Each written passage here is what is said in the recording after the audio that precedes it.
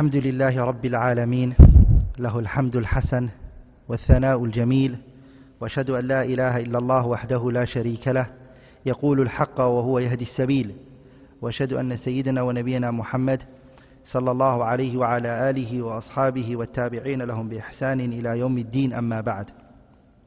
If the brothers in the back are listening to the dars, the sunnah of the Prophet ﷺ is that the halaqah, the people should come very close to each other. The Prophet ﷺ, when he was teaching, and the companions, they all went towards the sun because they wanted shade. So they were protecting themselves from the sun, so they went under the shade. So the Prophet said, "Mali arakum izin." Why is it that I find you scattered? So he commanded them to come close to each other. The companions from that day onwards, they would come so close, the narrator said, that if a cloth was thrown, it will cover them all. That's how close they came, radiyallahu ta'ala anhum. Coming back to the topic, inshaAllah ta'ala, that we were speaking about last week. We mentioned how many points? 10, so we're halfway. Today, inshaAllah ta'ala, we're going to take what? Another 10. The 11th point, inshaAllah ta'ala, is siyanatul ilm. It is to protect knowledge from that which can ruin it or taint it. Amma yashinu. Protecting from knowledge from anything that can scar it, that can taint it, that can cause it harm, to protect it from it.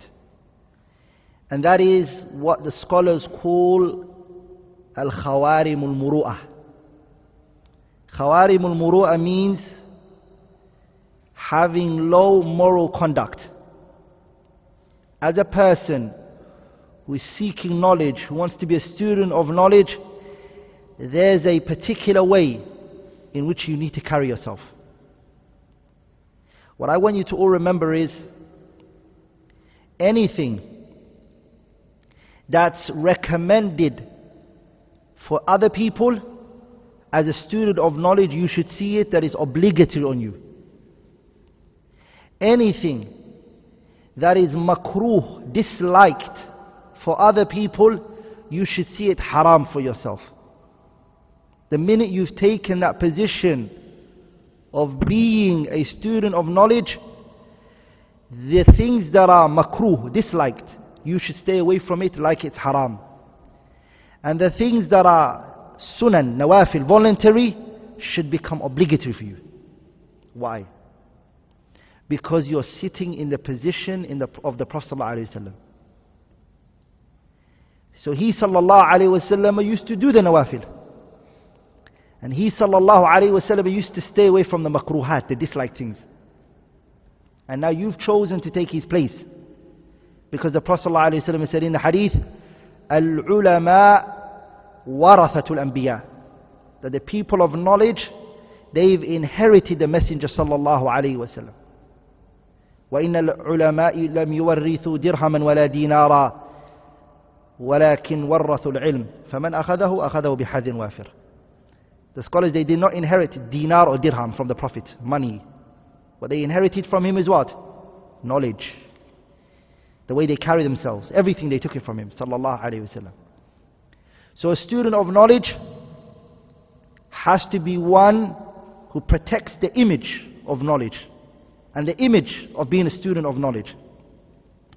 ولذلك الإمام الشافعي, he said, الإمام الشافعي محمد ibn Idris al-Shafi'i رحمه الله, he said, من لم يصن العلم, anyone who does not protect knowledge, لم يصنه العلم, the knowledge will not protect you. Anyone who does not safeguard knowledge and does not look after the image and the reputation of knowledge, then what you need to expect is that knowledge will not look after you. The person needs to stay away from what is known as khawarimul muru'ah. In the English language, there is no word like khawarimul muru'ah in the Arabic language. Khawarimul muru'ah does not have a good English translation or a explanation حتى. لكن Shaykh al-Islam Ibn Taymiyyah and his granddad. Ibn Taymiyyah, his granddad Abu al-Barakat, the author of the Kitab al-Muntaqa, which Imam al-Shawkani explained it and he called it Nail al-Awtar. The author of the Kitab al-Muntaqa, which is the granddad of who? Ibn Taymiyyah. Him and the grandson, being who? The Ibn Taymiyyah that we know, they both defined what it means, Khawarim al-Muru'ah. They both gave a good definition to what is meant by Khawarim al-Muru'ah. So it's the grandfather and the grandson. And both of them, they said, Khawarim al-Muru'ah, it means استعمال المجمل المزين. It means to beautify yourself, to adorn yourself in the way that you appear. Second thing is, so the first is what? استعمال المجمل المزين. It is to beautify and also adorn yourself. The beautification here doesn't necessarily mean the physical beauty only. It doesn't mean that you wear a white thobe, but it means that you beautify your faith and your iman and your heart. The second thing is اجتناب المدنس المشين, to abstain and to be far from anything that's going to taint it. I'll give an example. I'm now wearing a white thobe. So first of all, I put on a white thobe. I made sure that it was clean and it was beautiful. That's one. Once I do put it on, what do I need to do as well? Make sure that I don't walk, or I don't go or come in contact with anything that could taint it. Correct? That is exactly how the person should be if he wants to look after his Khawarim al-Muru'ah. Are we all together, brothers? Now I'm going to give you examples of Khawarim al-Muru'ah, examples that the ulama stated. From them is Halq al-Lihyati, shaving your beard. The ulama, shaving your beard, all of it, they listed it as part of Khawarim al-Muru'ah. The scholars, they said this. From them is Ibn Hajar al-Haytami, rahimahullah. Ibn Hajar al-Haytami bitta. He's from the Fuqaha al-Shafi'iyah. He's from the great Shafi'i jurists. He added it, that shaving your beard, all of it, shaving it, that is from the Khawarim al-Muru'ah. Ibn Abidin from the Hanafi scholars, he also added it to the Khawarim al-Muru'ah. So a student of knowledge, la, let alone a Muslim. Also, what is mentioned to be part of Khawarim al-Muru'ah for a student of knowledge is iltifatu fi tariq. A student of knowledge looking around on the street while he's walking, he's looking everywhere. This is Khawarim al-Muru'ah. This is what? It's Khawarim al-Muru'ah. While you're walking as a student of knowledge, you're looking around everywhere. This is something that a student of knowledge shouldn't do. Ibn Hisham al-Zuhri, the great scholar, the Tabi'i, and Ibrahim al-Nakha'i, from the early scholars, both of them, Ibn Shihab al-Zuhri, Muhammad ibn Shihab al-Zuhri, and Ibrahim al-Nakha'i, rahimahullah, both of them, they said this is Khawarim al-Muru'ah. A student of knowledge, walking on the street, looking everywhere. وَلِذَلِكَ the scholars, they used to say, like Shaykh al-Islam Ibn Taymiyyah and Ibn Rajab and Ibn Qayyim, they mention that looking at things that are unnecessary is speaking that which is unnecessary. The way that is unnecessary, min husn al-Islam al-mar' tarku ma la ya'ni. To not speak about that which doesn't concern you is the same way that you should not look at that which does not concern you. So some people, they come to somebody's house and they look at everything. And they tell you about your house that which you never saw about your own house. When did you buy this? When did you get this? A student of knowledge doesn't look at that. He only focuses on that which concerns him. So you have to understand, a student of knowledge doesn't waste time on things that are unnecessary. Even in his looks, they are registered for him. Why am I going to look there? Is it benefiting me? No, I shouldn't do it. So iltifat fi tariq. Also, spreading your legs out in a place where people are gathered without any reason. If you've got a problem, you need to spread your leg out, maybe that's something else. But spreading your legs out, في مجمع الناس, in a gathering where people are, and there is no necessary need for it. Scholars have considered it to be from the خوارم المروءة, from them being Abu Bakr al-Tartushi من الأئمة المالكية. Abu Bakr al-Tartushi rahimahullah, he considered it to be what? From the great A'immatul Malikiyah. Abu Muhammad ibn Qudamat al-Maqdisi, he considered it to be from the what? Khawarim al-Muru'ah. And also Abu al-Wafa ibn Aqil. All three of them, what did they, min al-Hanabila, what did they consider it to be? They considered it to be from the Khawarim al-Muru'ah, that a person, a student of knowledge, to stay away from. Also, what are from the Khawarim al-Muru'ah is Suhbatul Aradil wal Fustaqi, becoming friends with, hanging around with people who are nothing. Aradil, low ranked people. Fasiq, a person who is a fasiq, meaning a fasiq is a person who does major sins, wal israru ala as-saghair, and is consistent upon the minor sins. Are we all together, brothers? Anyone who does major sins is a fasiq. And anyone who does a minor sin, but he does it continuously, على طريقة لا يبالي به, in a way that he doesn't care, is a fasiq. To not befriend those people.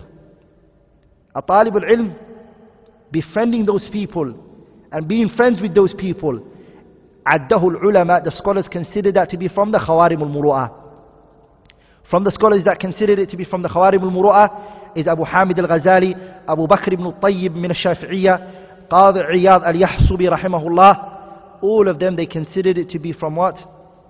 They all considered it to be from the Khawarim al-Muru'ah. Also, what the scholars considered to be from the Khawarim al-Muru'ah is for a student of knowledge to play with young people, little kids. A student of knowledge to play with little kids, they considered it to be from Khawarim al-Muru'ah. They considered it to be from the Khawarim al-Muru'ah. From those is Ibn al-Hummam and Ibn Nujaym from the Malikiyah. Now if a person is playing with his own children, this is what? Sunnatul ma'thura ani Nabi sallallahu alayhi wa sallam. This is from the sunnah, that the Prophet sallallahu alayhi wa sallam would play with Hassan and Hussein. Like in playing football with young kids, as a talib ilm, as a student of knowledge, the scholars are going out and doing activities with little kids.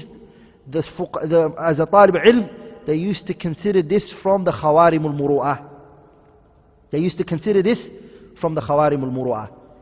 So what did we say the Khawarim al-Muru'ah means? Khawarim al-Muru'ah means isti'mal al-mujammil al-muzayyin. It means to beautify yourself externally and internally. Number two is ijtinabul mudannisi, to stay away from anything that will taint or even ruin the image of seeking knowledge. The 12th, inshallah ta'ala. The 12th key to gaining knowledge. It is انتخاب الصحبة الصالحة له, choosing righteous friends. A student of knowledge, he chooses who does he want to be around him and who does he want to hang around with. He picks them. The reason is because, as we all know, al-insanu, that the human being is madaniyun bit-tab'. Humans cannot live alone. And no one is ever going to tell you, be by yourself for the rest of your life. لأن هذا من المحال. That's impossible. You want to exist and live with somebody. Allah created you like that, subhanahu wa ta'ala. ولذلك you don't find in the Quran or the Sunnah you being prohibited from what? You being prohibited from being with friends. But you're told to choose what? Righteous friends. You're commanded in the Quran and the Sunnah to choose righteous people. But nowhere in the Quran does it say, don't hang around with anyone. Don't be friends with anyone. Because the way Allah created us in the Quran, وَجَعَلْنَاكُمْ شُعُوبًا وَقَبَائِلَ لِتَعَارَفُوا. Allah created us nations and tribes so we may recognize one another. Ibn al-Qayyim in Bada'i al-Fawaid, he says, so we may recognize one another by coexisting, by living with each other. So if that's the case, that we can't live alone, that we need each other, a person goes to a shop, for example, and he wants to buy something. He needs the person in the shop to sell this product to him. And the one in the shop wants the money that's in your hand.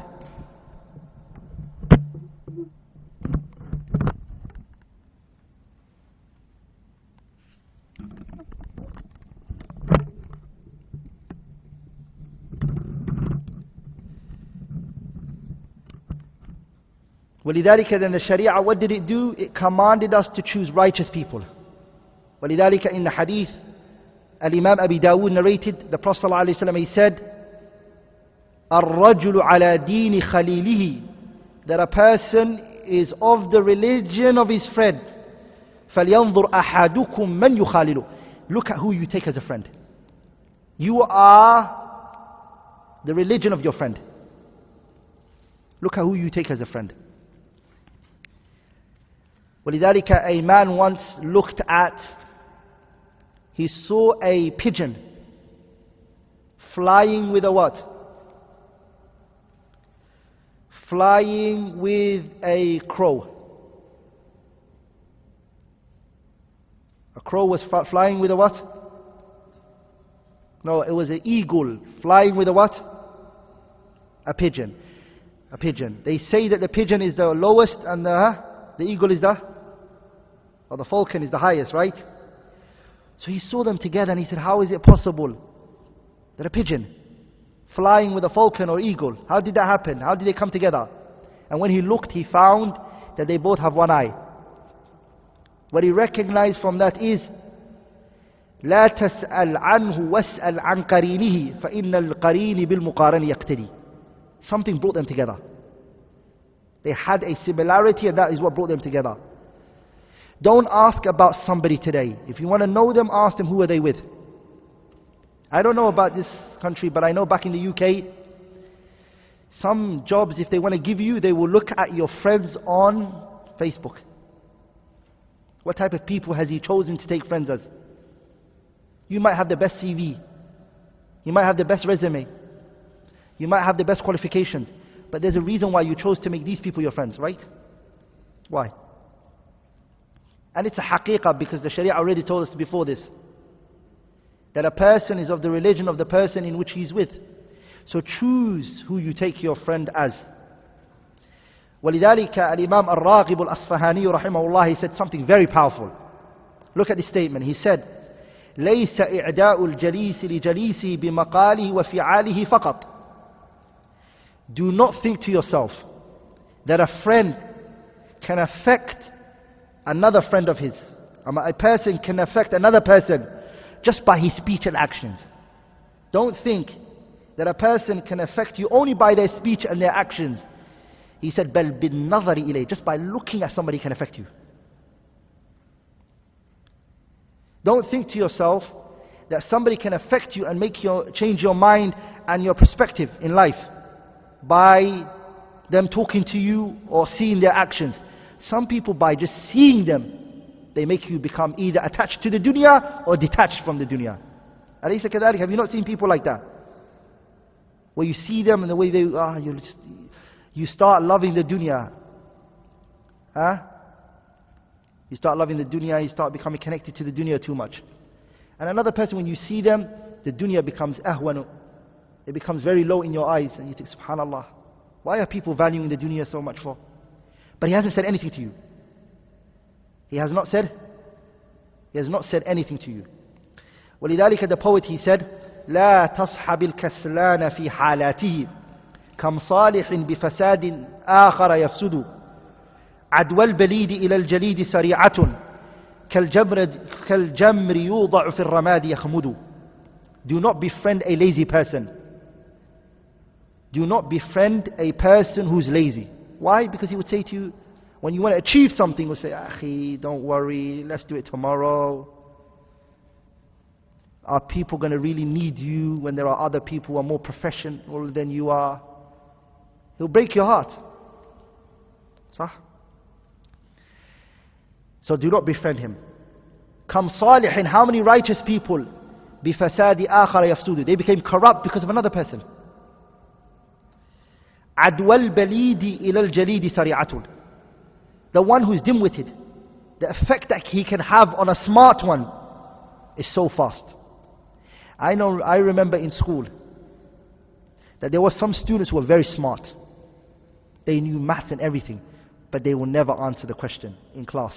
And they will sometimes even do bad in class because the kids who are dim-witted will make fun of them. Huh? They would make what? Fun of them. Oh, you think you're smart now. And so he gets the answers wrong, but he actually knows the correct answer. Because he wants to look like everybody. He doesn't want to look superior to everybody else. Who's harming him? The dim-witted one. How does it affect him? كَالْجَمْرِ يُوضَعُ فِي الرَّمَادِ يَخْمُدُ. If you take a hot coal, a coal, and you place it inside a dust, what happens to it? Extinguishes the fire, right? You can take it out later and use it, but what does it do to the fire?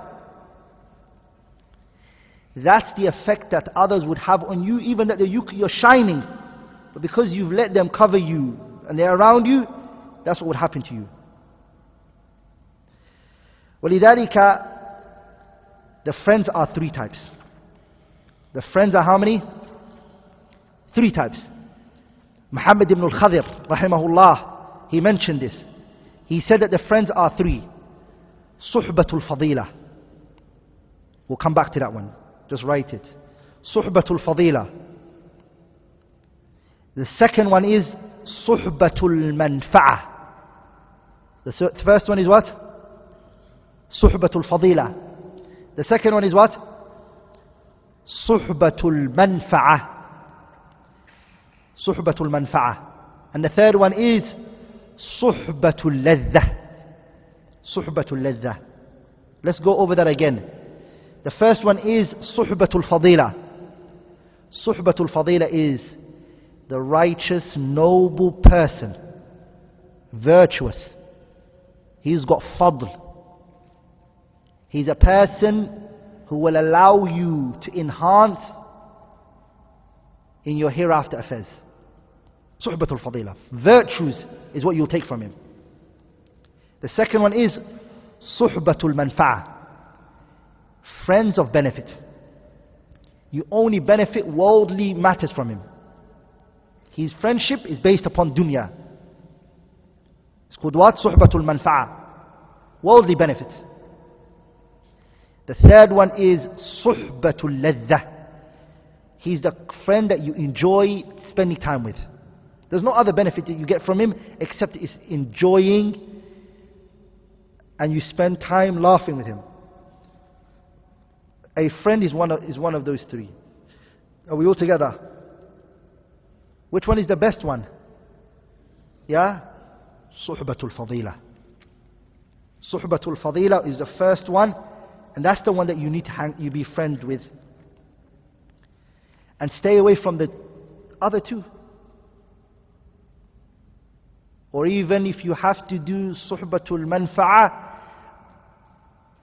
then make sure it's based upon what? According to the need that you have of it. Huh? Like in the one that you want to spend more time with is who? The humans around you are four types. Register this in your mind. The humans and the people around you in this world are four types. And if you live your life like this, wallahi, you will succeed. The people around you categorize, they're one of four. Somebody who you're going to benefit from. They're going to get you closer to Allah. You're going to benefit from them. Be with that person. second one is somebody that you're going to benefit from each other. Both of you are going to benefit from each other. He's going to benefit from you and you're going to benefit from him. That's also a person you want to be with. The third one is somebody who's going to benefit from you. Also, it's worth being with that person. And the fourth one is somebody who's none of those. Stay away from him the way that you would stay away from a lion. There's no value for you. Are you going to benefit me? No. Am I going to benefit you? No. Are we going to benefit from each other? No. Then why are we with each other for? Sah? It's a waste of time.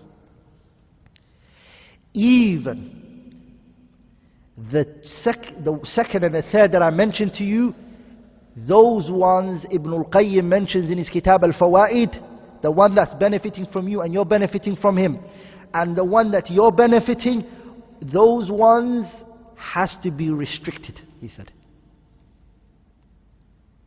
Because he said a lot of the times showing off can come in. The one that you're benefiting you and he's benefiting you, sometimes you might say to each other eloquent speech. Or the student that you're teaching, benefit them and go. As for the one who's benefiting you, we'll speak about it. You don't leave them. The one that you're benefiting from and you're taking from, you spend your life trying to be around them as much as you can. As for the fourth one, that person shouldn't be with you. Why is he around you for? Are we all together? Abdullah ibn Mas'ud said something very powerful. He said, اعتبروا الرجل بمن يصاحبه. Grade a person based upon who he befriends. فإنما يصاحب الرجل من هو مثله. A person will only befriend somebody who's like him. If you want to evaluate a person, evaluate them based on who they chose to hang around with. Because this is what they really are. Even if you don't see it in them, there's a reason why they chose to be with this person. There's a reason. Another benefit regarding friendship. Sufyan al-Thawri rahimahullah, pay attention to this, brothers. Sufyan al-Thawri is a great imam. He said, rahimahullah, inni la ahrimu julasai. Sufyan al-Thawri said, I prevent the people who are in my gathering. Wallahi, this statement is gold. And it gives you a great insight of reality. And I'll tell you something that happened to me once. Sufyan al-Thawri said, Inni la ahrimu julasai. I prevent those who are sitting in my gathering al-hadith al-gharib. A particular hadith I want to share with them. A very strange hadith that they've most likely not heard of. Sufyan al-Thawri says, I want to share it with them. Those who are in my gathering. But he says, I prevent myself from doing so. Why? لِمَوْضِعِ رَجُلٍ وَاحِدٍ ثَقِيلٍ. Because in that sitting, there is a person whose understanding is very weak. So I prevent everybody else from hearing this particular hadith. Why were these other people prevented from hearing this benefit? Because of somebody who's there with. Because Sufyan al-Thawri is worried that this person may misunderstand my hadith and place it in the wrong place. As Abdullah ibn Mas'ud and Ali ibn Abi Talib said, حَدِّثُ النَّاسَ بِمَا يَعْرِفُونَ تُرِيدُونَ أَن يُكَذَّبَ اللَّهُ وَرَسُولُهُ. Tell the people that which they can understand. Do you want them to disbelieve in Allah and the Messenger? لَسْتَ بِمُحَدِّثٍ قَوْمًا حَدِيثًا لَمْ تَبْلُغُ عُقُولَهُمْ إِلَّا كَانَ لِبَعْضِهِمْ فِتْنَةً. That you tell the people what they can comprehend. Or some situations, what will happen? The people will disbelieve in Allah and His Messenger because their minds and hearts can't even comprehend this particular hadith that you're talking about. Sah? But here come to the point of Sufyan al-Thawri. He's saying, I'm worried about this particular individual who's in the gathering, so I prevent the rest from them. But if they were alone, would they have heard of this particular hadith? Would they? Would he have shared it with them? That's what happens. I remember one time I went to visit a particular sheikh. Are we all together? And when we visited the sheikh and we wanted to ask the sheikh a question, one brother who was with us did something that was bad manners. The way he sat and and the sheikh chose not to answer the question. He said, I don't want to answer it. I do not want to answer the question, and we lost the opportunity of our question being answered because of a person who was with us. ولذلك, this is what it does, that being with somebody who's not righteous or noble, you get prevented from a lot of things. So choose wisely who you want to be around you. This is an indication of what you're like. Number 13. بذل الجهد في تحفظ العلم والمذاكرة به والسؤال عنه. In this one we're going to speak about 3 fundamental things in taking knowledge. 3 fundamental things when you want to take knowledge. What is it? تحفظ العلم, memorizing. Number 1. 2. مذاكرته, revising.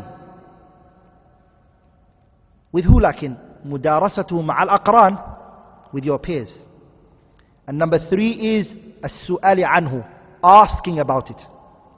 And revision. Sorry, number 3 is asking. Who are you asking? The people of knowledge. These 3 are known as أصول أخذ العلم. أصول أخذ العلم. They are 3 fundamental branches for the person who wants to gain knowledge. The first one is what? To memorize. The second one is مذاكرته, revision. And number 3 is سؤال عنه, asking the people of knowledge. Let's go over the first one. The first one was what? Memorizing. And making sure that you memorize. The scholars, they used to tell the students of knowledge, if they wanted to become real students of knowledge, to memorize.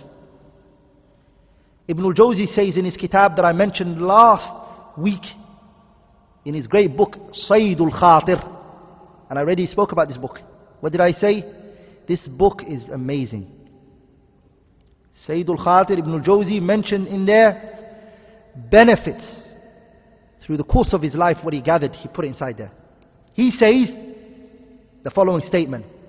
He says, وَلَمْ يَزَلِ الْعُلَمَاء, the scholars always were الْأَعْلَامُ يَحُضُّونَ عَلَى الْحِفْظِ وَيَأْمُرُونَ بِهِ. They will command and they will instruct the students to memorize.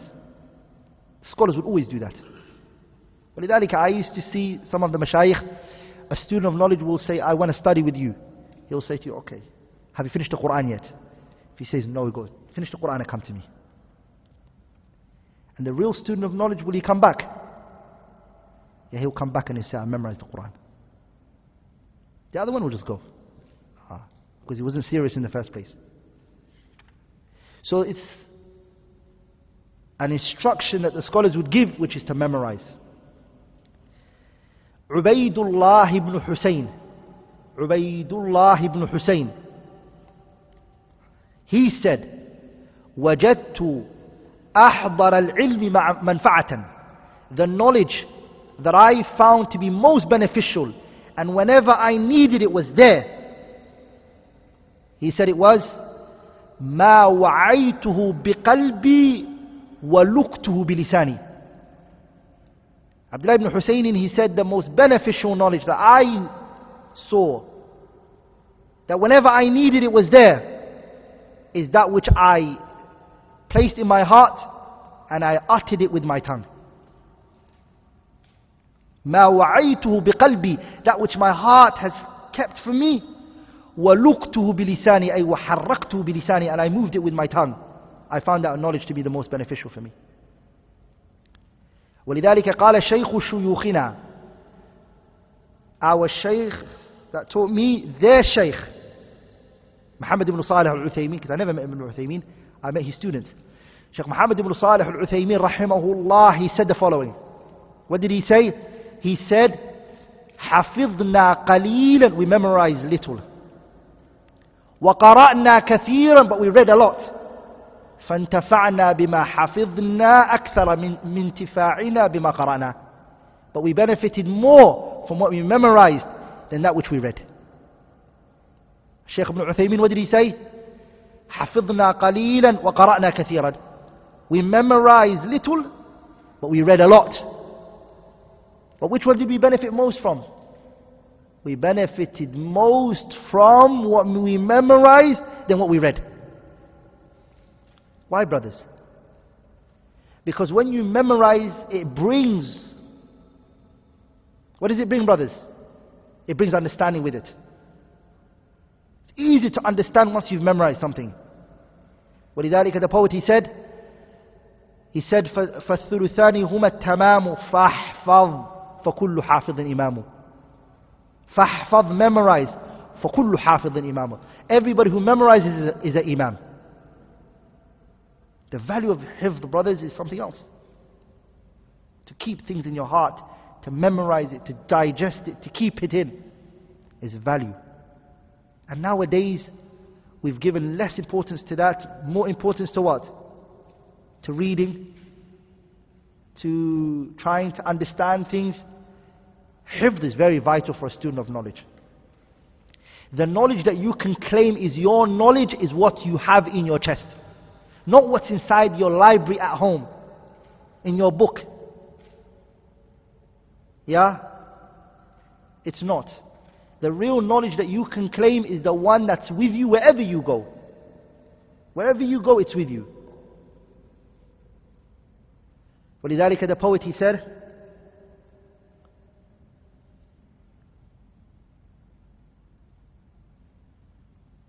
says, وَبَعْدُ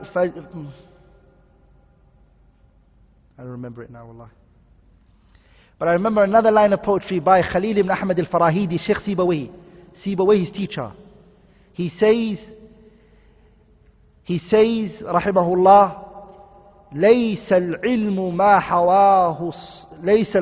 حواه القمطر إنما العلم ما حواه الصدر. He said, knowledge is not what's inside your backpack or what's inside your books.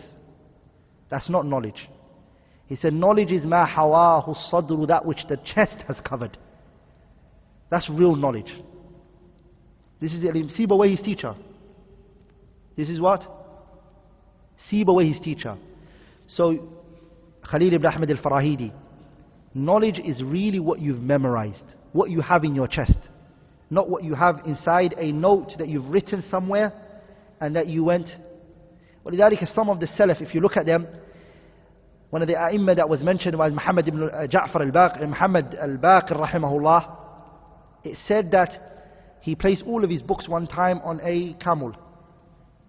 And then on his way to his destination, he'd actually lost some of his belongings and some of his books. He lost it. He realized the value it was to him when he lost it. لأن المعاصرة حرمان. When you have something, you don't realize the value of it unless you lose it. صح? So when he lost it, he realized that he doesn't have it no anymore. What did he do? فَنَدِمَ أَشَدَّ النَّدَمِ. He regretted it. Then he made a decision in his mind to what? Whatever he hears from now onwards, that he what? That he memorize it. That he what? Memorize it. ولذلك, brothers, you don't have to memorize a large amount. Just something very small. But you're continuous and you're consistent upon that. We'll see, inshallah ta'ala, how some of the scholars were like that.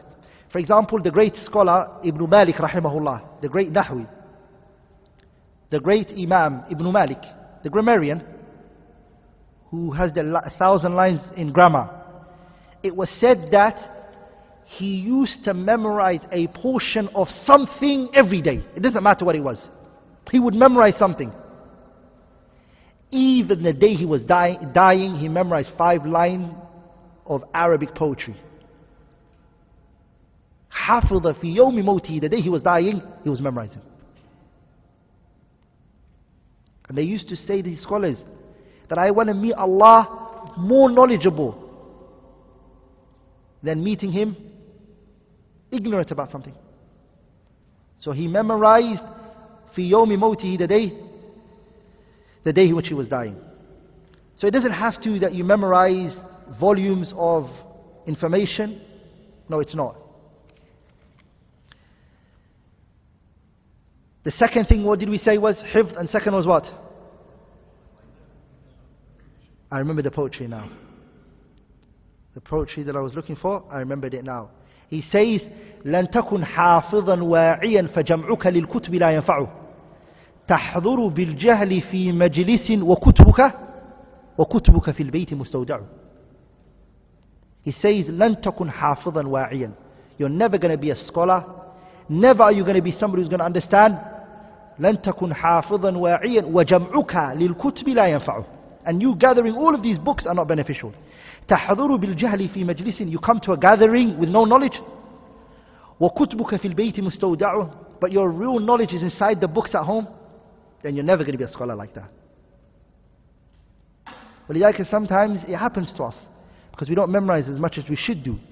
So sometimes we get caught and a person asks us a mas'ala, says, what's the ruling in this issue? And we say, oh, if only you caught me while I was in my library. And we hope to be in our library at that particular moment. That's not really knowledge. They said about Ibn Hazm al-Zahiri.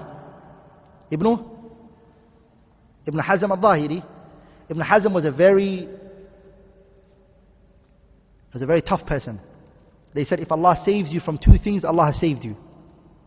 If Allah has saved you from two things, Allah has saved you. From the sword of Hajjaj ibn Yusuf and the tongue of Ibn Hazm. It was hard. Hajjaj would kill the people, and Ibn Hazm would what? He would criticize people harsh. He was a very harsh person. He said about Imam al-Tirmidhi, he's majhul. Who knows him?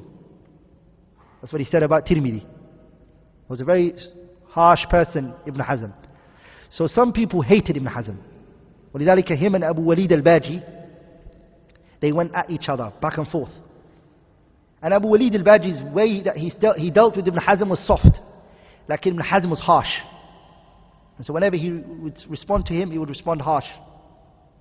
And so Abu Walid said to him, excuse me, for I learnt under a what? Under a candle. Because Abu Walid was poor the way he grew up. He said, excuse me and forgive me for the way I am dealing with this issue, because when I grew up, I studied under a candle that the whole family have to share. And Ibn Hazm, his father was a minister, and he's from a rich family. And he didn't go through faqr and poverty, Ibn Hazm. He responded back and he said, well, as for me, I learnt under pearls and jewels, and that's how I grew up. So excuse me for the way I talk. But it was very harsh. So some people, they took his works and they burnt his books. Ibn Hazm. When he heard that they were burning his books and his works, he said, let them burn it. Everything I wrote, I memorized it. I could rewrite it exactly the way I wrote it. And he was capable of doing that. He was what? He was capable of rewriting his own works the way he did it. Are we all together, brothers? That's knowledge. That's ilm. That is what? That is what knowledge is. And that is what it means to have the knowledge that is. Before I move on to the revision one, I want to mention what will help you memorize. Brothers, there are two things that bring memory in. And they are the two strongest factors. There are many things like in these are the two strongest factors that will help you memorize. The first one is al-ainu, your eyes. What do I mean by eyes? What I mean by that is imda'ul basar. Running your eyes over what you're memorizing. It's important that when you're trying to memorize the Quran, or if you're trying to memorize a book, you look at it continuously. Looking at something it makes it go in. Visualizing things is very important. Al-aynu imda'i al-basari fil mahfudhi. Running your eyes over it continuously and consistently. ولذلك some of us who memorize the Quran, what do we do when we're reading the Quran? We can actually see the page moving, right? You can see the page turning over when you're reading the page, right? Are we all together, brothers? You know the Mus'haf. Is it the beginning? Is it in the middle? Is it the bottom? Sahih? Because you've looked at it like that so much. Those people who've memorized the Quran like that, when they find another Mus'haf, it's a problem, right? You want this specific Mus'haf, right? Because the vision is very important. The second thing is al-udhun. Al-udhun means what, brothers? Your ears. What do I mean by ears here? Is biraf'i sawti, that when you're memorizing, you raise your voice. Some people are trying to memorize the Quran and their lips are not moving. When you're reading Quran, you need to raise your voice. And you need to be able to hear yourself. Very important. I would advise you to record yourself. Record yourself on your phone and listen to it. You will listen to yourself more than you would listen to anybody else's recitation. True or false? Huh? If you record yourself and you heard somebody playing your record, you'll stop everything and say, hey, sah? Isn't that true? You would. It's good because you focus more on your own voice. So record yourself and listen to yourself later. How you read it, what you said, how you pronounced this. Those two will help you memorize. The second point regarding this chapter was what? Mudhakaratu. What was it? Revision. Revision is very important. To revise something is very important. ولذلك الإمام الزهري, he said, إنما يذهب العلم النسيان. One of the things that get rid of knowledge is when you don't revise. It's forgetting it. وَتَرْكُ الْمُذَاكَرَةِ. If you leave off revising, it will go. And it will go to the extent that it's like you never ever memorized it. It will become like you've never memorized it. So what do you need? You need to make sure that you revise and go over it. Sometimes it's actually harder to revise than to memorize it the first time. وَلِذَلِكَ you need to organize your time. What do you need to do? Organize your time to revise what you've already memorized. The Quran, the Sahabas, they had a way to memorize it. Every 7 days they would finish the Quran. Or they would finish it twice a month, or every 15 days, or some of them even every 3 days. 10 juz every day. The person will start from Surah to Baqarah, and they will take it to وَعَلَمُوا أَنَّ مَا غَنِمْتُمْ in Surah Al-Anfal. That's the first 10. Second day, the person will start from وَعَلَمُوا أَنَّ مَا غَنِمْتُمْ to Surah Al-Naml, فَمَا كَانَ جَوَابَ قَوْمِهِ. Second. Then the person will take it from مَا كَانَ جَوَابَ قَوْمِهِ until Surah Al-Nas, and the person has finished the Quran in 3 days. 10 days, 10 juz every day, that's how it goes. Every 3 days, what would you do? You finish the Quran, and you start again, and you start again. That's the best, if you can do. If not, then make it 7. How do you do it 7? The first day, you do 3. What do you do? 3. Baqarah, Ali Imran, and Nisa. That's the first day. 7 days you finish the Quran like that. The second day, what do you do? 5. The day after that, what do you do? 7. The day after that, 11. And then when you reach 13, it will be Surah Qaf. You reach Surah Qaf. Qaf until Nas is all of it. 7 days you finish the Quran. This was the tahzeeb of the Sahabas. This is how the Sahabas would do it.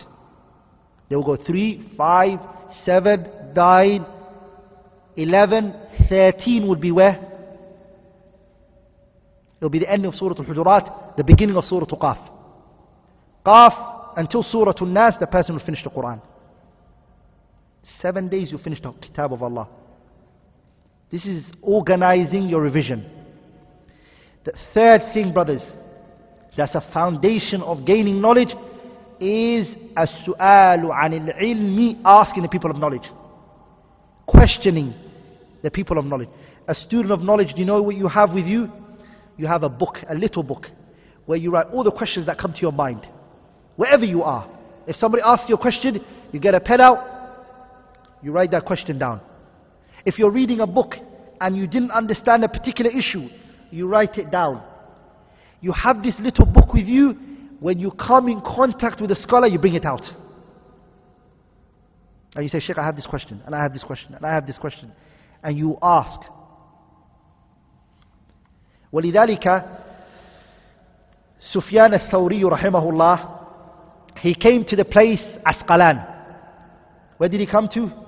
He came to a place called Asqalan, and he stayed there for 3 days. Sufyan al-Thawri says he stayed there for 3 days. How many days did he stay? For 3 days. And no one came to him and asked him any questions. Sufyan al-Thawri, 3 days he was in Asqalan, no one came to him and no one asked him any questions. So then he said to his one of his students, whose name was called Ruwad ibn al-Jarrah, he said to him, come, let's go. Let's leave this place. هذا بلد يموت فيه العلم. This is a place where knowledge is dead. A city, no one's coming and asking questions. He said, we can't stay here now. 3 days, no one came, no one had questions. This is a place where knowledge is dead. There's no need to be here. And he packed his bag and his belongings and he left. وَلِذَلِكَ you find some people who would see a scholar and all they want to do is look at him. Which is good, la shakka wa la rayb. It's beneficial. But scholars are not celebrities. The most valuable thing for you is su'alat, benefits, question. How many times did we benefit from questions that the Sahabas asked the Prophet sallallahu alaihi wasallam? جاء رجل إلى رسول الله صلى الله عليه وسلم فقال يا رسول الله. And because of that question, what happened? We're benefiting from it. Are we all together, brothers? Some of the books that we have today are all written on, are based upon questions that were asked to scholars. One of the most beneficial books is Da' wa Dawa Ibn al-Qayyim. This book, Da' wa Dawa, it talks about the illnesses and its cures. He talks about sins and how to stay away from sins and the problems that sins have. And he goes in good details regarding how to stay away from sins, or if somebody's addicted to something. This book was based on a question that he was asked. Ibn Taymiyyah's 35 volumes that you always hear, قال Ibn Taymiyyah said, Ibn Taymiyyah said. 35 volumes. Guess what it's all based upon? It's called Majmu'ul Fatawa. Question he was asked, he responded back to it. His Kitab Aqidatul Wasatiyah is based upon what? A person from Wasit sent a question and he responded by writing the Aqidatu and the Mu'taqad of Ahlul Sunnah wal Jama'ah, right? Khalal and Salih and Abdullahi, all three of them, they asked question to who? Imam Ahmad rahimahullah. The Masail that were written to Imam Ahmad, and he responded. And it is documented. These questions are gold. So brothers, when you meet a scholar, one of the ways to keep knowledge is to ask. And to benefit by asking beneficial knowledge. If you don't, then you lose out. Number 14. إكرام أهل العلم وتوقيرهم. Respecting and honoring the people of knowledge. Venerating and honoring them. The people of ilm. Allah gave them subhanahu wa ta'ala a position that you respect them and that you honor them. There's a recitation in the Quran, but this is the recitation of Ubay ibn Ka'b. Whose recitation is this? It's Ubay ibn Ka'b radiyallahu ta'ala anhu. He used to recite the ayah as النبي أولى بالمؤمنين من أنفسهم وهو أب لهم. And he's a father for them, the Prophet sallallahu alaihi wasallam. He used to recite the ayah Surah Al-Ahzab. The ayah is النبي أولى بالمؤمنين من أنفسهم وأزواجه أمهاتهم. he used to recite a recitation that he heard from the Prophet, which said, النبي أولى بالمؤمنين من أنفسهم وهو أب لهم, and he is a father for them. Rasulullah is a father for them. And we know that the Prophet ﷺ is not a father from what angle? It is not a أبوة النسب. He's not a father in terms of lineage. إجماعا, because Allah says ما كان محمد أبا أحد من رجالكم ولكن رسول الله وخاتم النبيين. أبوة النسب means he's not a father of any of us, that we come from him. صح? But what is he? He is أبوة الدينية. He's a father for us in the religion and in the deen. This is what the scholars. Here, Shu'bah ibn al-Hajjaj, Abu Bistam al-Ataki, the great tabi'i, he used to say, كل من سمعت منه حديثا, anyone who I hear one hadith from him, فأنا له عبد, I'm a slave for him. I'm a what? Slave for him. Shu'bah, what was he? Shu'bah was a tabi'i. He used to say, كل من سمعت منه حديثا, anyone who I hear one hadith from him, فأنا له عبد, I am a slave for him. And where did he take this from? Shu'bah took this from the Quran.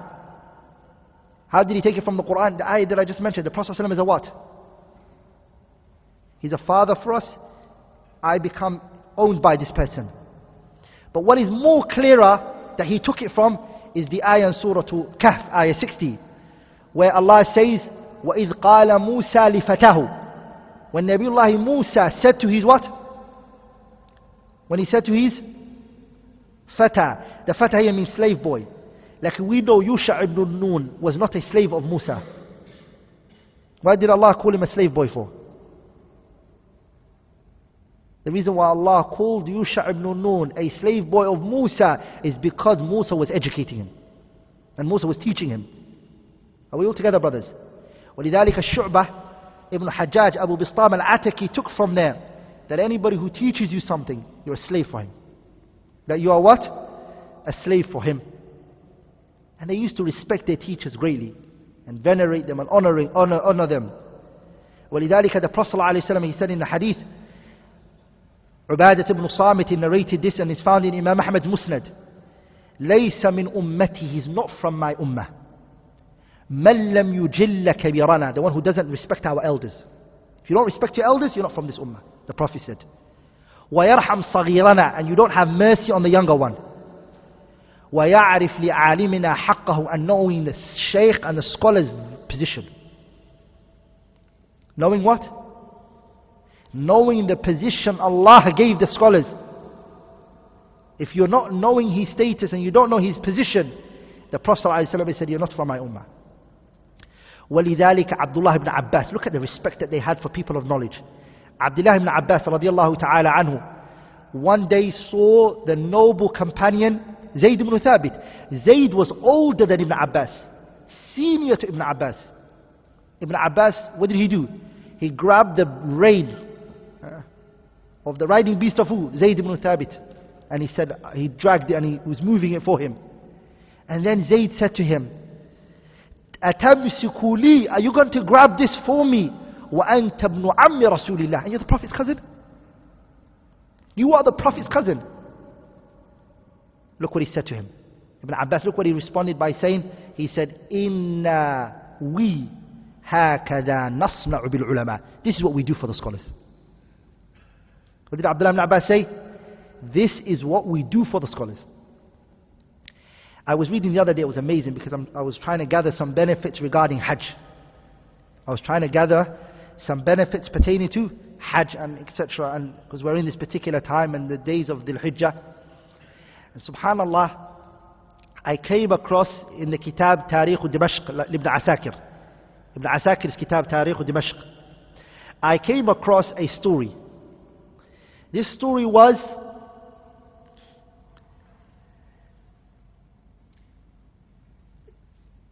a man in the city of Mecca saw a group of people So a group of people were crowded somewhere. And Mecca is always crowded, especially in the Mawasim al-Hajj, in the times of Hajj. So the people, they had a man saying to the people, "Awsi'u lish-shaykh, awsi'u lish-shaykh." Give space to the shaykh, give space to the shaykh. And so they looked. The man who was saying to the people, "Awsi'u lish-shaykh," was Imam Malik rahimahullah. Who was it? Al-Imam Malik. And the man who was on the riding beast was Al-Imam al-Awza'i. And the one who was holding the rope was Sufyan al-Thawri. Three of them are the A'imma of their city, of their region. Imam Malik is what? Imam Ahli Medina. Awza'i is the Imam Ahli Sham. And Sufyan al-Thawri is the Imam Ahli Iraq. Are we all together? But look how Imam Malik saying to the people, "Awsi'u lish-shaykh." He's saying space for the shaykh. And what is he saying? What is Sufyan al-Thawri doing? He's holding the rein and the rope for who's? Awza'i. Respecting him. Trying to move it and maneuver it in the direction that he doesn't go into the crowd. That's how they were towards each other. ولذلك when Imam al-Shafi'i rahimahullah cried and he read the lines of poetry that he said, "Uhibbu as-salihina wa lastu minhum." I love the righteous people, but I'm not from them. I love the righteous people, but I'm not from them. When Shafi'i cried and he made these lines of poetry, Imam Ahmad ibn Hanbal responded from him and he said to him, "Rather you are from the righteous people. And because of you, inshallah, they're going to find intercession to Jannah." Ahmad responded to him in the lines of poetry that Shafi'i made. Ahmad responded to him in respect. That's how they were towards each other. وَلِذَلِكَ Ibn Hazm, he transmitted a ijma' that we have to respect the scholars. And today, if you look at it, this issue of venerating and respecting the scholars has become very low. And the matter has طرفان ووسط. There are another people who've gone overboard with the rights of the scholars. And what they become, taqdeesul ulama, that they kind of worship the scholar. And there are another extreme, which is that the scholar, he does one mistake, he's after لا قيمة له ولا احترام له ولا توقير له. There's no respect for him, there's no veneration, there's nothing, he's no value. And this, as I said, was what? It is ifrat wa tafrit. It's extreme both ways. ولذلك look what Muhammad ibn Sirin said. He said, رأيت AbdulRahman ibn Abi Layla. I saw. Muhammad ibn Sirin is saying this. Muhammad ibn Sirin is from the Tabi'een. He said, I saw AbdulRahman ibn Abi Layla. وأصحابه, and his students, يعظمونه. His students were venerating and respecting him. ويسودونه ويشرفونه مثل الأمير, like a leader. Like he was the leader of the country. They were respecting and they were venerating him. Yahya al-Mawsili, he said, رأيت مالك بن أنس. I saw Imam Malik غير مرة, more than once. وكان بأصحابه, he was like amongst his students من الإعظام له والتوقير له. They will respect him and they will honor him so much so that if anybody raised their voice in the presence of Imam Malik, the students would be shh. وإذا رفع أحد صوته صاحوا به, they will shout at him. Imam Malik is here, you're talking loud. ولذلك the scholars, they said, Malik was venerated so much and respected that even when he died, the respect of his Kitab al-Muwatta took that. Nobody used to read Muwatta Imam Malik unless they put a pillow on the floor and they used to look after it. Are we all together, brothers? Forget Malik himself, his Muwatta gained that respect. Rahimahullah rahmatan wasi'ah. One of the rights that the Shaykh and the scholar has is at-tawadu'u lahu. You humble yourself for him. Wal-iqbali alayhi, you face him with respect and humbleness. Wa-adam iltifati ilayhi, and not to gaze at him when you're talking to him. When you're speaking to him, you watch what you're saying and the words that you're going to use in his presence. You also praise him and you respect him. وَلْيَشْكُرْ تَعْلِيمَهُ وَيَدْعُ لَهُ. that you thank him for what he taught you and you make dua for him. وَلَا يُظْهِرُ الْإِسْتِغْنَاءُ عَنْهُ. Do not show that you are, I don't need you. وَلَا يُؤْذِيهِ بِقَوْلٍ وَلَا فِعْلٍ. Do not hurt him in speech or action. And if he falls into a mistake that you see he fell into, وَلْيَتَلَطَّفْ فِي تَنْبِيهِ عَلَى خَطَئِهِ. Tell him his mistake in a soft spoken manner. Here there's 6 points that I need to mention, that when a scholar does a mistake that we need to follow. 6 points. Even if he does a mistake, there are 6 points that need to be observed in order to deal with the shaykh. The first one is التثبت في صدور الزلة منه. First of all, make sure that this mistake came from him. Did he say it? Or is it just news? Is it rumor? Verify.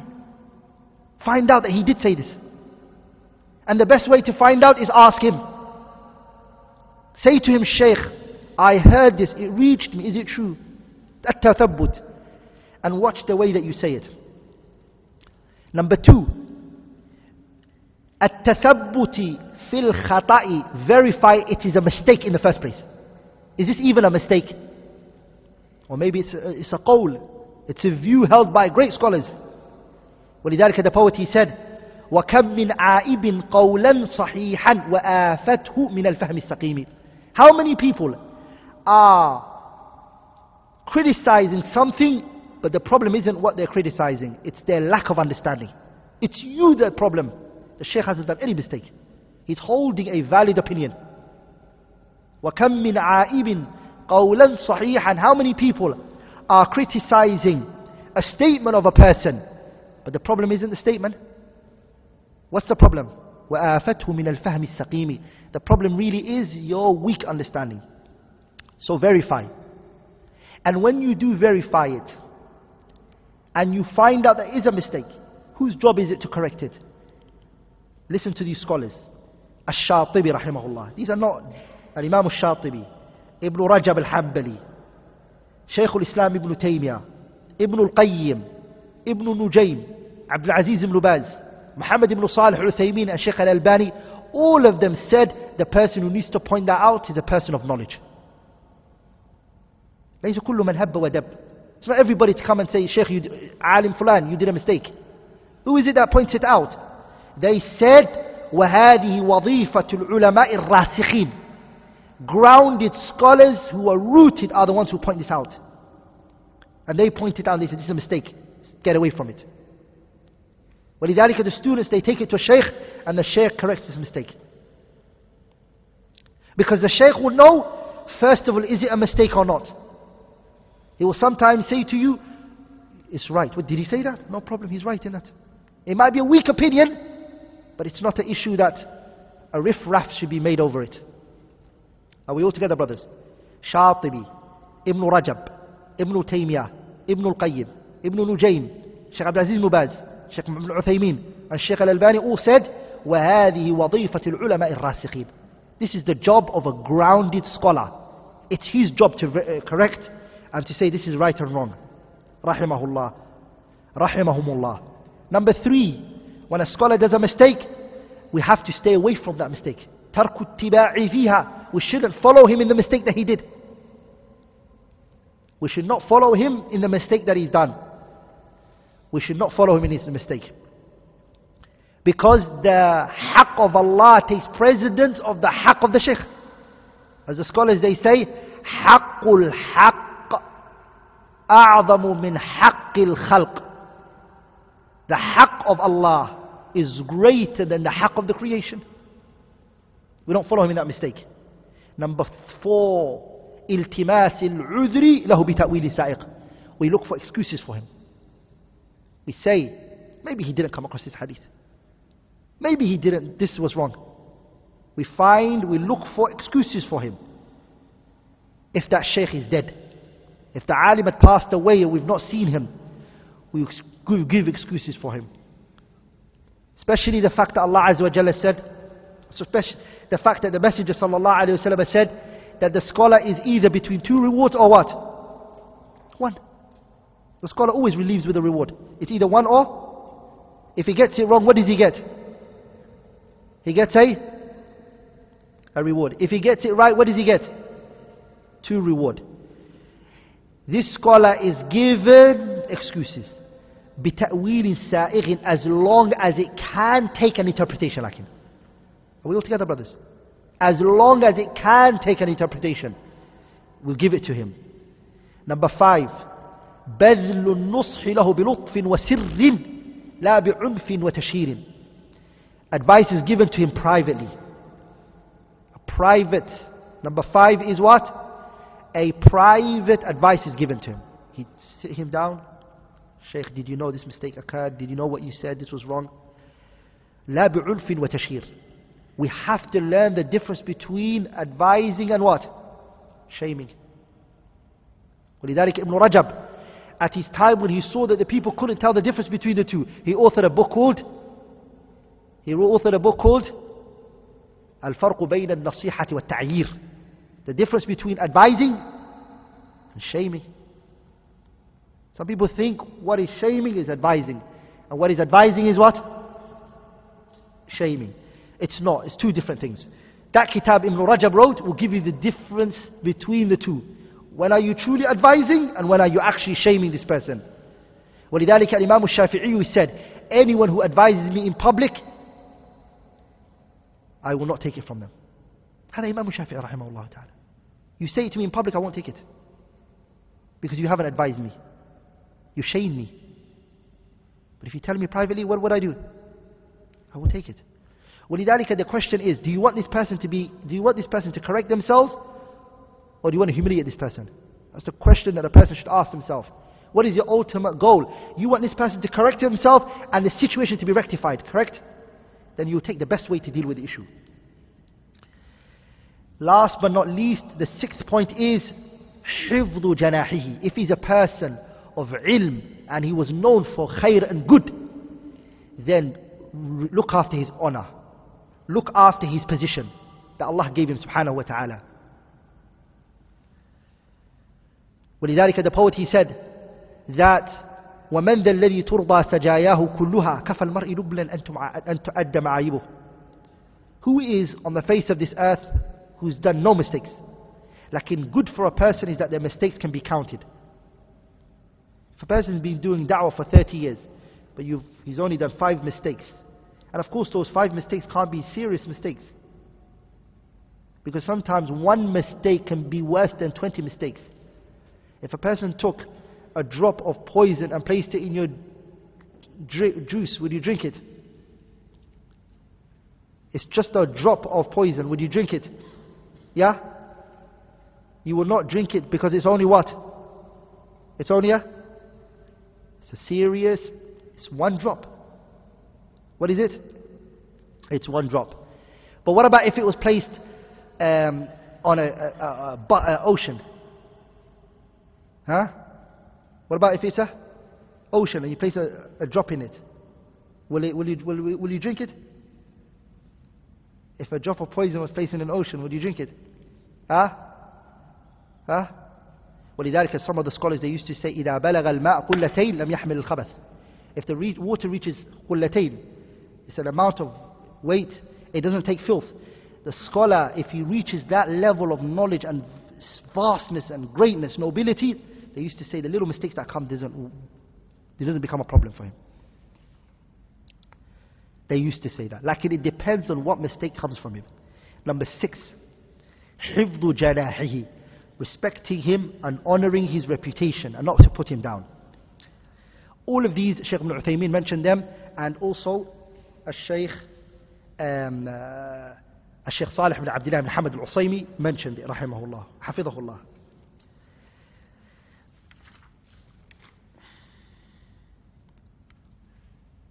I think we should stop there, inshallah ta'ala, even that we should have done 5, but we'll do the other 6 all together next week, inshallah ta'ala.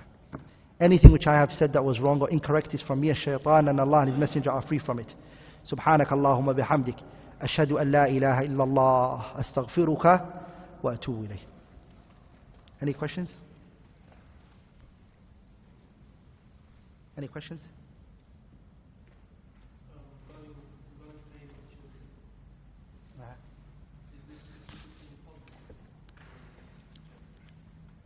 Say that one more time. Playing with children. In public. Na'am, sahih, it's all public. Na'am, it's all public.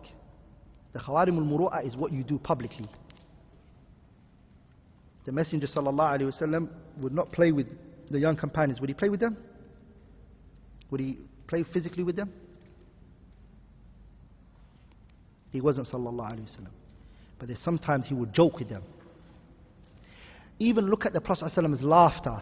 Do you find that he laughed a lot? Huh?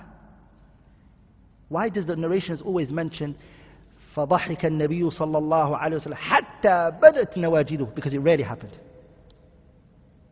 Are we together? Everything should be done with moderation. What should it be done? You shouldn't be abus, angry. And should always be laughing and always joking.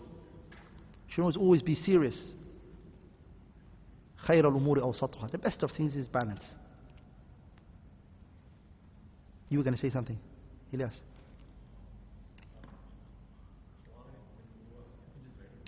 خوارم المروءة.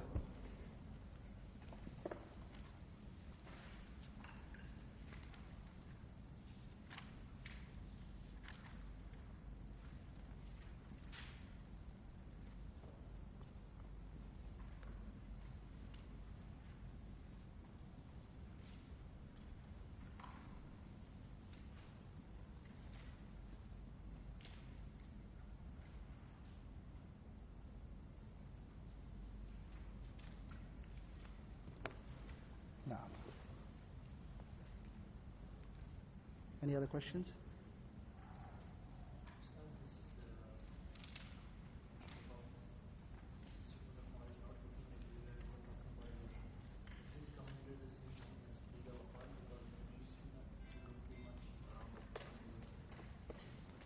If you, I didn't understand the question. If you look around it, does it cite the dunya or is it like part of the Naam, sahih. Yeah, it falls like qila wa qala and stuff like that.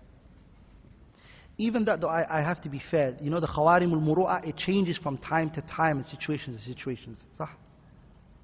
Like for example, Abu al-Wafa ibn Aqil rahimahullah ta'ala and others, they said that the khawarim al-muru'ah is based upon what? It's based upon a particular land. For example, in India they might see something to be khawarim al-muru'ah, but in the UK it might be normal.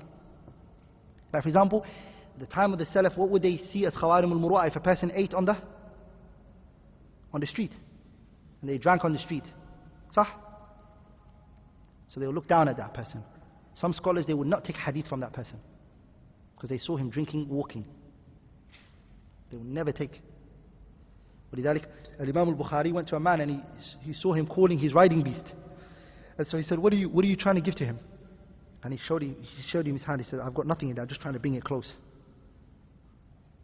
And he said, when he comes to you, what do you give it? He said, I don't give it nothing, I just grab it. He said, you're lying to the animal, huh? So he went and he said, I don't want to take hadith from you. Are you with me, brothers? Some of them, they stopped taking knowledge of hadith from a person who wrote some of the A'immat al-Salaf. Wallahi, brothers, look at wara'. Do you know what the word wara' means? The way these people were. Some of the A'imma, they wrote a hadith on somebody else's light and they got rid of that book because they didn't take permission for that light. Are you with me, brothers? Are you with me? Somebody else's candle, you used it to write, but you didn't take permission from them because the light was so big that everybody else could use it, but you did not take permission for it. They would get rid of that hadith and what they wrote because they got it through a wrong way. Abdullah Mubarak, he took a pen from a person and he went to Medina. When he reached there, he realized that he had somebody's pen. He went back to give it to them. These people were udul. Their integrity was high. Their nobility was so high. That's how our religion got protected. People like that.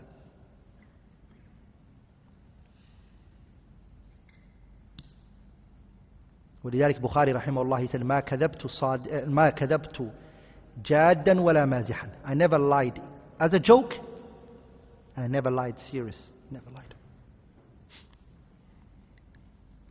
صح? And he said ما اختتبت أحدا. I did not backbite anybody when I found out backbiting is haram. Did not backbite. I was reading the biography of Imam al-Nawawi rahimahullah a couple of weeks back, and I always wondered, why did Imam al-Nawawi, his books are all over the place. You know this book he's written, what's it called, 40? 40 hadith. Do you know he wasn't the first to write 40 hadith? Before him Ajurri came, before him many people wrote. And I'm not belittling what he done rahimahullah ta'ala, but to compiling just 40 hadith in one book, it's not a hard job. But why did Allah save this particular book from all of the other 40 books that are written? Till today scholars write 40 hadiths on topics, different topics. 40 on knowledge, 40 on staying away from zina, 40 of the honoring the blood of the Muslims. 40 hadith is common, everybody does it. No one knows it, no one's book is like Nawawi's kitab. True or false? The reason is because of ikhlas. Sincerity. It goes far. It will go far. There are scholars who wrote books and their books just perished.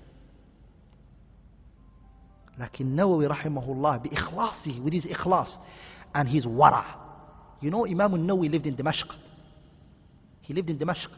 Damascus in the Arab world was the most greenest, the vegetations and everything. Rihlat al-shita'i was-sayf. Mecca used to receive the vegetation and the crops of Damascus. No, he never used to eat any food that was made in Damascus. He used to wait for his father, who was in Halab, to send him Noah. His father, who was in Noah, he would wait for him to send him food to eat. Because he saw in Damascus a type of business trading that they used to do, so he stayed away from everything that was bought or sold in Damascus. So he used to wait over there.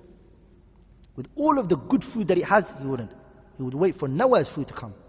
And it would take days, and sometimes, and he would stay and he would break that and he would eat that. Halal. These people ate halal. Not only that, they were sincere. So what they produced was la shakka wa la raib, the greatest that you could ever see. May Allah make us those who are sincere in their actions and speech, and those who are upright, privately and what? Publicly. Inshallah ta'ala, we'll see next week. I think will be our last, inshallah ta'ala, class. And then, bi'idhnillahi al-kareem, we will be giving you updates on regards to what's going to happen after that, inshallah ta'ala. Barakallahu feekum wa jazakumullahu khairan.